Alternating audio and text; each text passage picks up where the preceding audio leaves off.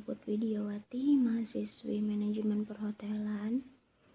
Di sini saya akan mempresentasikan tentang tugas saya yang berjudul Strategi Menghadapi Krisis Keuangan Perusahaan. Yang dinamakan krisis pasti adalah sebuah masalah yang terjadi, entah itu sangat cepat atau lambat. Yang pasti pada perusahaan atau usaha pastinya akan mendapat suatu krisis, entah itu dari krisis keuangan atau krisis yang lain.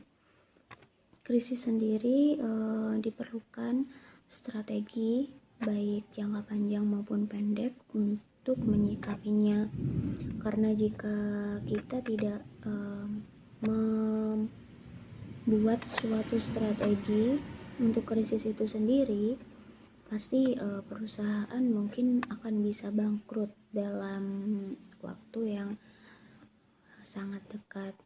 Oleh karena itu, di dalam suatu perusahaan pastinya harus mempunyai suatu krisis manajemen. Nah, krisis manajemen ini diperlukan jika nanti terjadi suatu krisis dalam perusahaan. Nah, karena krisis itu tidak bisa kita prediksi, maka krisis manajemen sangat penting. Di sini sudah saya jelaskan bahwa krisis sendiri adalah suatu keadaan kesulitan mendalam, masalah dan bahaya, atau keadaan di mana suatu pihak harus mampu mengambil keputusan. Ada 4 elemen yang menunjukkan bahwa perusahaan sedang di dalam keadaan krisis, yaitu adanya ancaman terhadap perusahaan, terjadi secara tiba-tiba, sempitnya waktu untuk mengambil keputusan, kebutuhan untuk merubah suatu keadaan. Inti daripada krisis adalah bagaimana cara mengatasi atau menanganinya. Jadi krisis sendiri sangat berpengaruh pada jalannya suatu perusahaan atau usaha, karena jika krisis itu tidak ditanggapi dengan baik, pastinya akan menyebabkan perusahaan itu bangkrut atau tidak beroperasional lagi. Menanggapi suatu krisis diperlukan strategi dan juga kerjasama antar tim atau antar sumber daya manusia yang ada di dalam perusahaan itu. Jika para SDM-nya bekerja sama untuk mendapatkan strategi yang baik untuk menghadapi atau menangani krisis tersebut, pasti krisis tersebut akan dapat ditangani dengan baik dan perusahaan bisa bekerja seperti normal lagi. Di sini saya berikan beberapa tahap yang harus dilakukan oleh perusahaan dalam penanganan krisis. 1. Mengidentifikasi krisis yang berpotensial. Jadi ketika kita tahu bahwa di dalam perusahaan kita ada suatu krisis, kita harus mengidentifikasi atau mengetahui akar dari krisis tersebut agar kita bisa menangani krisis tersebut dengan cepat. Yang kedua, menganalisa kesiapan atau kesiagaan daripada perusahaan. Nah, jadi ketika perusahaan mulai beroperasional, kita harus bisa memikirkan strategi jangka pendek atau jangka panjang untuk suatu perusahaan dalam menghadapi krisis, entah itu krisis yang dari keuangan atau krisis pada sumber daya manusianya atau pada operasionalnya. Nah, kita dalam membangun perusahaan harus tetap bersiap atau bersiaga. Yang ketiga, memastikan kesiapan tim bullseye. Keempat, meneliti catatan perusahaan, membangun karakter yang menjadi key leaders, memperkuat hubungan key relationship, melakukan simulasi kesiapan dalam menangani krisis, dan terakhir membentuk atau memperbarui perencanaan tanggap krisis.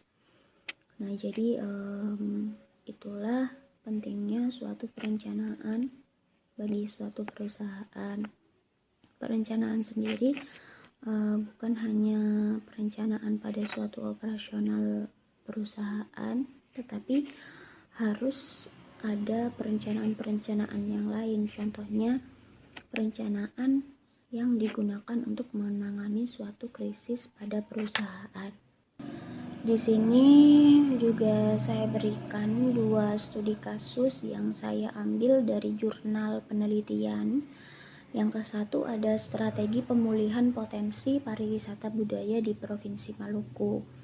Untuk jurnal ini krisisnya terjadi karena keadaan sekarang, yaitu pandemi COVID-19. Untuk yang kedua, memetakan manajemen krisis perusahaan jasa travel umroh First Travel dalam menghadapi krisis perusahaan.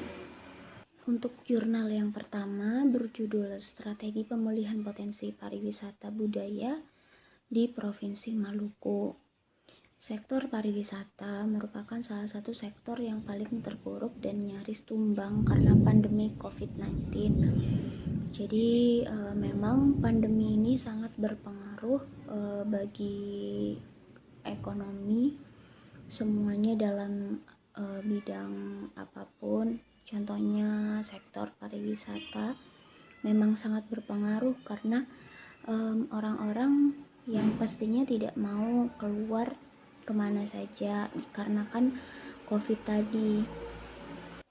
Bukan hanya pada sektor pariwisata, seperti di perhotelan juga banyak hotel yang tutup atau tidak beroperasional, dan banyak pekerjaannya yang harus rela seperti di PHK karena kan hotel sendiri tidak mau rugi untuk membayar suatu staff yang dimana pendapatan mereka tidak sebanding dengan biaya operasional.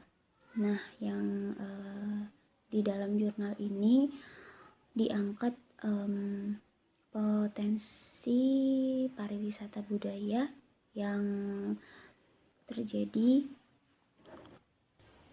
yang memiliki krisis keuangan seperti sepinya pengunjung. Itu kan juga mempengaruhi pendapatan pada wisata tersebut. Nah, jadi dikatakan di sini bahwa devisa negara dari sektor pariwisata berpotensi menurun hingga lebih dari setengahnya. Di tahun 2019, pemerintah berhasil mendapatkan pemasukan sebesar 20 dolar miliar hanya dari sektor pariwisata saja. Nah, jadi memang pandemi COVID ini memang sangat berpengaruh sekali dan memang menyebabkan krisis ekonomi pada pekerjaan apapun, pada perusahaan apapun, dikarenakan COVID ini menyebabkan orang-orang ketakutan untuk keluar rumah atau karena mereka juga takut tertular, jadi mereka harus diam di rumah, dan inilah dampak yang didapat dari COVID-19.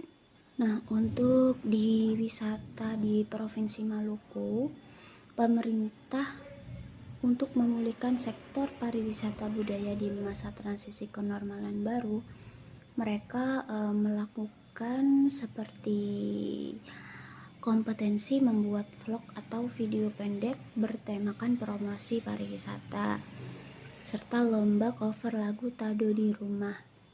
Nah, jadi vlog ini mungkin bertujuan untuk lebih memberikan wawasan atau pengetahuan pada keadaan wisata tersebut, karena kan karena vlog tadi orang-orang pasti tahu keadaan di sana itu seperti apa, terus protokol kebersihannya bagaimana. Nah, jadi diadakannya vlog ini juga bermanfaat untuk promosi pariwisata. Pemerintah Maluku juga mengungkapkan ada 3 hal penting yang harus diperhatikan dalam menerapkan rencana pembukaan destinasi wisata, yaitu cleanliness, hygiene, dan safety atau disingkat CHS. Selain itu, melakukan pelatihan protokol COVID-19, pelatihan kepadatan orang, pembiasaan pembatasan orang, menyediakan tempat cuci tangan, dan tim kesehatan yang sigap. Nah, jadi untuk yang membuat vlog tadi fungsinya untuk memberitahukan bahwa wisata ini sudah menerapkan protokol kesehatan. Nah, jadi untuk orang-orangnya sendiri tidak takut untuk berkunjung atau berwisata pada wisata tersebut. Nah, untuk strateginya lagi, Gubernur Maluku juga merancang ulang paket wisata dengan mengatur jalur rempah-rempah dan situs-situs bersejarah yang punya jalur panjang. Mereka juga merancang program Sabta Pesona yang harus diwujudkan dalam rangka menarik minat wisatawan. Nah, unsur dari Sabta Pesona tersebut adalah aman, tertib, bersih, sejuk, indah, ramah, dan kenangan.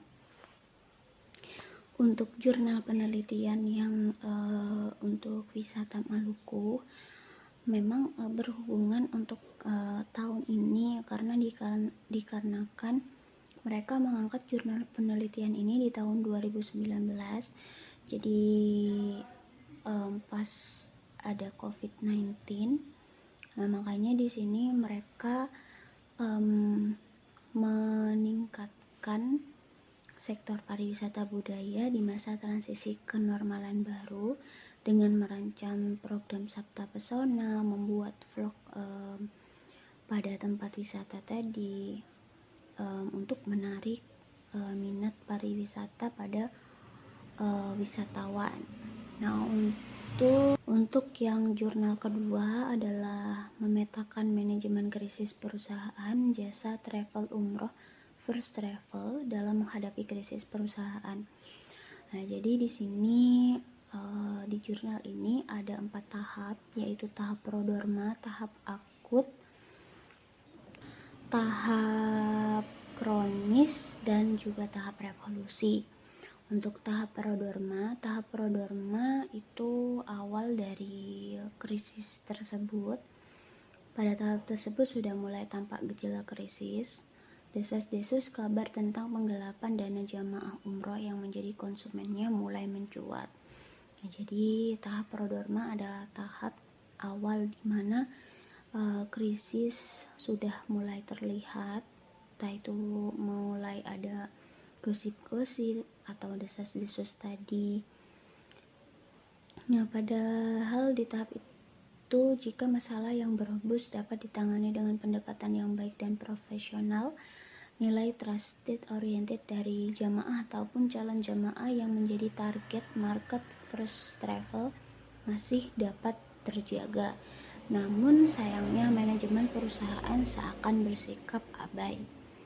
Nah, untuk tahap akut ini merupakan krisis yang sudah sangat terlihat. Untuk tahap akut, sikap abai yang ditunjukkan oleh manajemen First Travel sebenarnya masih dapat dimaklumi dalam kacamata strategi insan public relation. Namun pembenaran sikap abai hanya berlaku untuk beberapa waktu saja, bukan berlarut-larut hingga tahap penghindaran pihak manajemen saat dimintai keterangan. Nah, jadi kita di dalam menghadapi krisis tidak bisa kita hindari begitu saja, tetapi kita harus membuat strategi lain di mana dapat menangani krisis tersebut sampai selesai dan perusahaan kita bisa bangkit kembali. Untuk tahap kronis, pada tahap ini krisis yang menimpa First Travel seakan sudah di atas puncak didi. serangan dari sejumlah media online maupun offline telah memunculkan opini publik yang justru menyudutkan pihak perusahaan.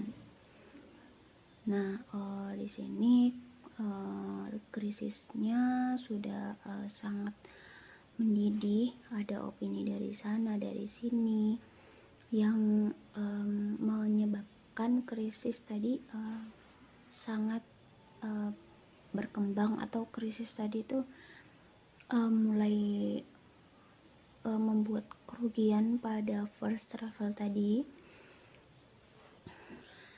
Nah, di sini sikap manajemen first travel masih abai meskipun sudah menyelenggarakan konferensi pers. Namun yang dikatakan tadi, opini publik itu sangat kuat, apalagi mulut-mulut netizen. Jadi krisis tersebut sangat berpengaruh terhadap nama first travel yang sudah terkenal ini. Nah, mereka sendiri tidak memikirkan strategi jangka pendek dan jangka panjang terhadap nama yang sudah mulai dikenal di dunia bisnis jasa travel umroh. Nah, jadi di sini manajemennya sudah sangat kacau, dan mereka meskipun menyelenggarakan konferensi pers, mungkin konsumennya sudah tidak percaya lagi karena dari yang dikatakan bahwa sudah muncul opini publik yang sangat-sangat berpengaruh terhadap nama first travel ini. Nah, untuk tahap resolusi di sini sudah ada strategi untuk manajemennya, bagaimana cara menangani krisis tadi dengan pengakuan dan permohonan maaf secara nyata dari pihak manajemen. Akan lebih mudah untuk mengembalikan lagi simpati masyarakat. Meski secara hukum pihak perusahaan sudah tidak dapat berkelak, namun kesempatan mendapat hati halayak masih tetap dapat diraih. Nah, jadi untuk menanggapi krisis ini, mereka mengadakan pengakuan dan permohonan maaf. Karena kan konsumen dari first travel ini mungkin sudah sangat banyak. Jadi meskipun di mata hukum mereka sudah bersalah, tapi dengan minta maaf mungkin akan sedikit meringankan tanggapan dari para konsumennya tadi. Nah, untuk kesimpulan pada jurnal ini, pada kasus krisis perusahaan first travel dapat dikatakan adanya kegagalan dalam mengelola krisis dalam beberapa faktor. Nah, ini merupakan krisis perusahaan yang terjadi dikarenakan dari faktor internal, yaitu kegagalan dalam mengelola. Jadi mungkin manajemennya kurang pengawasan atau kurang evaluasi. Nah, jadi adanya kegagalan tadi. Kegagalan tersebut dapat dilihat dari langkah-langkah yang diambil oleh first travel yang tidak dengan segera tanggap terhadap masalah. Nah, jadi memang mereka bersikap sangat abai untuk krisis tadi, padahal krisis tadi sangat berpengaruh pada citra perusahaan, namun mereka tetap abai. Nah, disinilah suatu krisis tidak cepat ditanggapi atau tidak cepat ditangani, maka dapat menimbulkan masalah dan kebangkrutan. Untungnya tadi mereka segera minta maaf dan mengaku untuk mengembalikan lagi simpati masyarakat. Jadi masih untuk namanya masih sedikit baik di mata masyarakat, meskipun di mata hukum juga mereka tetap bersalah. Nah, untuk sarannya disarankan untuk kembali menghidupkan nama first travel dengan proses rebranding. Hal itu diharapkan mampu menata kembali manajemen perusahaan ke arah yang lebih positif sehingga dapat mengembalikan kepercayaan masyarakat. Nah, itu 2 jurnal dari saya. Mungkin memang tidak sangat bertepatan dengan krisis keuangan, tapi menurut saya 2 jurnal ini juga berpengaruh pada pendapatan.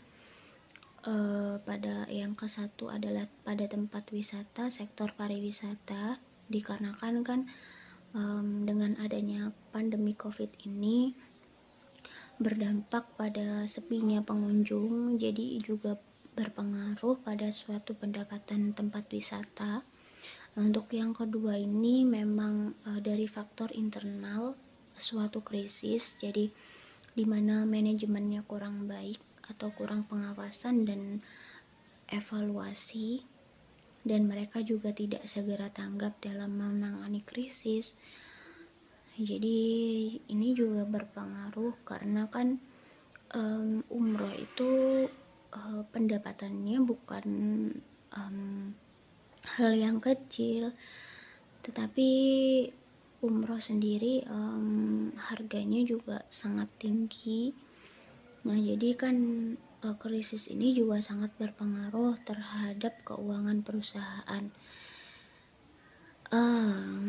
Nah, itu tadi presentasi dari saya. Apabila ada salah kata saya mohon maaf. Wassalamualaikum warahmatullahi wabarakatuh. Terima kasih.